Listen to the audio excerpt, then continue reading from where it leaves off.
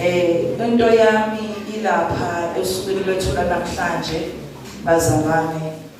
Usuku lwethu singabantu omama. Ngabanye amazwi usuku labantu besifazane. uNkulunkulu abapha umsebenzi wokunakekela, umsebenzi wokukhulisa. Uma ungowesifazane kunomuntu omkhulisayo ungumama. Amen. Izwi engizobeka kulo lilaphana uProverbs 31 u26 kuya ku29. Into nje isihloko sethu silapha sithi umama ungumgogodla wekhaya lakhe, futhi naye uyadinga ukunakekelwa nokuthandwa. Angithi kunjalo kumama. Noma simgogodle emakhaya siyadinga nathi ukunakekelwa nokuthandwa. Amen. Uyawuvula umlomo wakhe ngokuhlakanipha, nomthetho womusa usolimini lwakhe. Uyaqaphela okwenziwayo endlini yakhe, akadli isikwa sokuvila.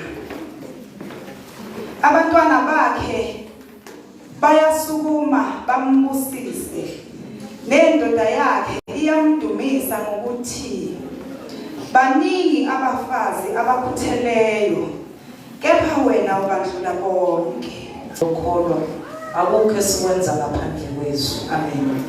Hallelujah. Ngitheke esihlokweni sethu esikhuluma ngaso sithi umama ungumgogodla wekhaya, futhi naye uyadinga ukunakekelwa, anikezwe uthando.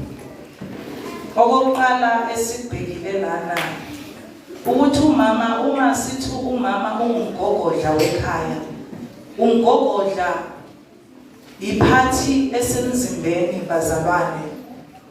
Njengoba kuyiphathi esemzimbeni, umzimba ukuze ukwazi ukuthi umuntu akwazi ukusukuma abhalanse, ukuze umuntu akwazi ukuthi asukume kube khona izinto azenzayo, kunomgogodla ophakathi nendawo.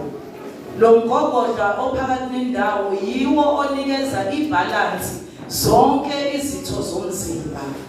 Uma ukuthi umgogodla ufile, umzimba ulala phansi. Ayikho into ekwazi ukwenziwa umzimba ngoba umgogodla awukho esimeni, noma umgogodla awukwazi ukulekelela umzimba.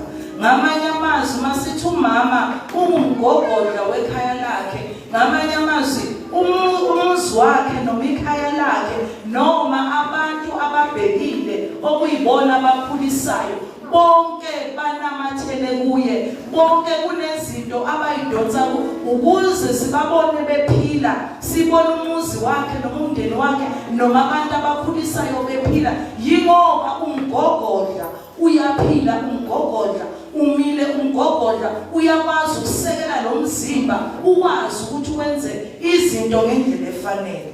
Umama ungumgogodla ekhaya lakhe. Ngamanye amazwi lakhaya ukuze ikhanda likwazi ukunyakaza lidinga umgogodla, ukuthi umgogodla uqonde uphile.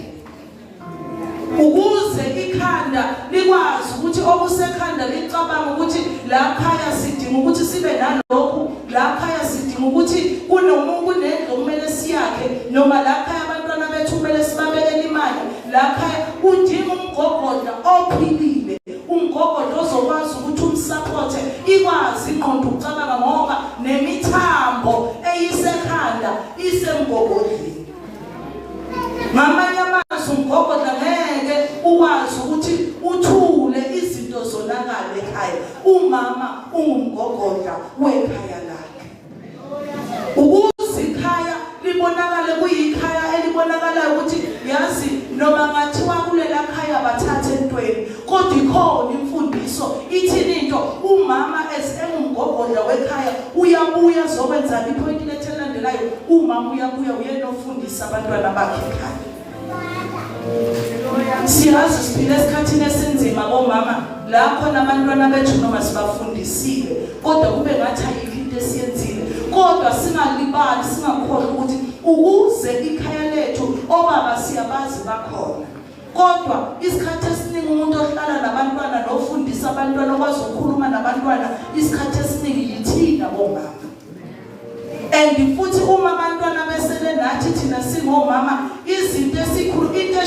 omama abeve beyibamba ngoba kunalento yebond ethini thina abantwana sikhumana nabo singakababeki ngaphandle singakabaphathi ngezandla siswe kunento esibaxhumanisa nabo ngamanye amazwi sithi sinabo sibathwele lento esenza ukuthi sixhumane nabo noma sebangaphandle kulula ukuthi bakhulume nathi futhi kulula ukuthi sikhulume into nabantwana bethu bayizwe singadindwa isikhathi bomama isikhathi esiphila kuso isikhathi esiphithizelayo kodwa thina singadindwa ileso sikhathi owethu umsebenzi uNkulunkulu asinikeze wona uthi thina singabantu abanakekelayo sizonakekela abantwana bethu emakhaya sizonakekela ukukhula kwabo and into abakhula ngayo bathemba lento ephuma la kithi esishiyo ngamanye amazwi umama nomama ngamanye amazwi akayibheke isource yamazwi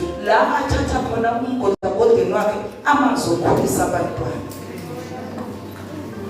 ngoba uma umgodagoda wami okhulisa abantwana umgodagoda wenhleko vele ngizokhulisa ingane ezingane ezincane ezizokhula zikhule zinenkonzo yani yokuhleba umgodagoda wami lobo so into ithi emgodleni nonakeke ekuyibona ngiyiwo la khaya angibe yile nhlobo ezothi mayikhipha izinto ayikhiphe lezi zinto umuntu ubebona lengalo engumntanami athi yaze yayinhlingalo yakhe uMamfakude yini into enza ingalo kaMamfakude beyinhle inkinga ukuthi uMamfakude wayena umgogodla ozoba muhle nasebantwaneni bakhe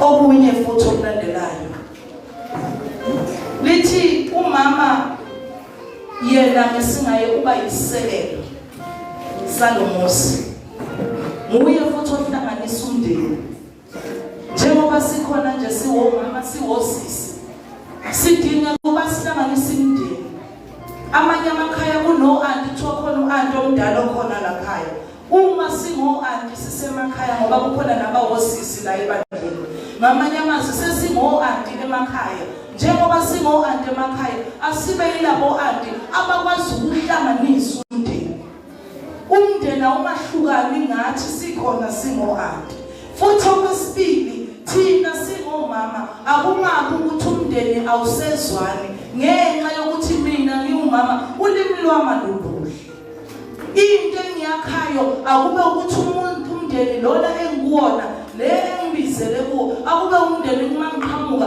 bakwazi ukufakaza nami ukuthi ngempela noma singakhona kodwa siyambona uNkulunkulu uyu uMamfakude ngoba ikhona into esikwazi ukuyithola thina singumndeni siphila uma uyisekelo uyawakha umndeni wakhe uyawuhlanganisa umndeni awumahlukani umndeni bazalwane sesikhona siyazi ziningi izinto esithe masifike emindenini eminye imindeni masifika kuyo safika vele konakele kuningi kodwa thina uNkulunkulu sibekile lapha ukuthi sizele ukuzomusa hayi ngoba sizoba perfect kunezinto ezinkulu esizothi masifika sidrive siselele but uNkulunkulu ozokwenza lokho thina kwethu ukuthi sizofika khona sikhulekele lo mndeni esingene ngoba usifake nenhloso kule mndeni esikuyo bese kuthi elinye umama uyavikela thina ke bomama sivikela la edolweni umama uyawuvikela umndeni wakhe okokuqala kwethu before siyovikela ngamazwi makuphendulwana ngamazwi siqala siyovikela edolweni umama nomama umzali nomzali la avikela khona umndeni wakhe uvikela edolweni abanye bethu ziyaphuma ingane singayikhulekela ngabazalwane ziye ezikoleni ifika ingane esikoleni ihlangabezana nenkinga inkinga yikho into aphume eyiphathiswe yimi njengomama ekhaya bomama asibakhulekeleni abantwana bethu sibavikeleni eminye yemthandazo siyikhulela manje singangayiboni manje kodwa siyothi mase singasekho kuyoba yila khona kuqala khona kubonakala imthandazo sayithandaza yini inkinga thina kwethu siyavikela ukuvikela kwethu asivikeli into yamanje kepha sivikela lento yangakusasa ukuthi noma seningasekho akube khona izinto ezizosala kumntanami aka-inherit umntwana ukuthi umntwana udle ifa lemthandazo yomzali. Uma ngizoba umama ongabakhulekela abantwana bami alikhife ngibaphathisa lona, ngoba mangibathandazela uNkulunkulu engisusa phambi kwabo kunefa mina kade ngibakhandela lona nangomthandazo. Ngenkathi ngibakhulekela ifa liyadala ngale umthandazo uyadala ubakhandela ifa ukuthi ngakusasa seningasekho baqale badlithelo zomthandazo wami.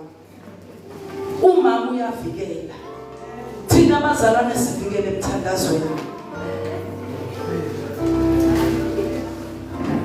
Bese bazalwane njengoba sikhona siyingogodla nebandla bazalwane lethembethini. Njengoba silabandleni ukuze ibandla libonakale kuthiwa liyaphila ibandla laseNcotshane, omama abathenjiwe. Uma ngake nje kuthiwa la ebandleni ngeSunday eyodwa ulova nje abantu besifazane omama, ngicabanga ukuthi lingaqhubeka noma kuthiwa asithandaze sathi umthandazo wokubonga bese sibuyele emakhaya siyobezwa ukuthi kwenzakaleni. Angithi uyabona kokwenza umthandazo wokubonga ukuthi Nkosi usiholile bese kubuyele emakhaya kongeneka emakhaya ukuthi mama namhlanje bekuyinkonzo awufika ngakwenzakaleni komama nikephi. Ngoba inkinga ukuthi kunalento ukuthi njengoba nila ebandleni ukuze sibone ibandla kungathi ligcwele libandla liyasebenza liyo yonke yingoba kuyimthandazo yenu bazalwane, yimthandazo yenu bomama. Ngamanye amazwi sengibuye entweni yokuthi omama asingayideli, asingasho ukuthi sekhulekile.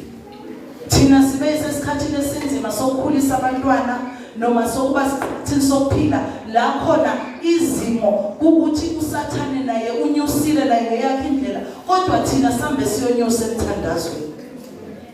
Labantu bethu sambe siyobabopha emthandazweni. Futhi uma bengenzi ngale ndlela ofisa ngayo awuhlulekile mama, ukwenzile konke. Uma bangayenzi ngale ndlela wena obabeke ngayo wathi umkhuleka wathi Nkosi ngifuna ukuthi ukwenzile wena ususile wakho umthwalo kuwo. Kuphela into sisele nabo abantwana, ngakho manje ngayisoli bazalwane.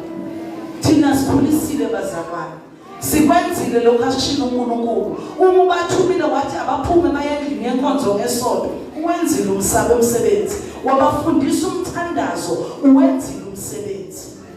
Uma bavusile wabathuma esikoleni wathi bayofunda, awuhlulekanga wena. Ngamanye amazwi bomama ngiyafisa ukuthi njengoba nibahle nje abanye bagqoka imbala emhlophe banalesi sifiso sokuthi njengoba nje benje bantu bami omama bayafisa njengoba befaka imbala emhlophe bafisa ukuthi nezinhliziyo zabo inalekele zigcine zimhlophe sinjeya. Ngiyabuzwa lokho. Into abayicelayo ukuthi nje nakekelani inhliziyo zabo mazigcine zimhlophe sinjeya.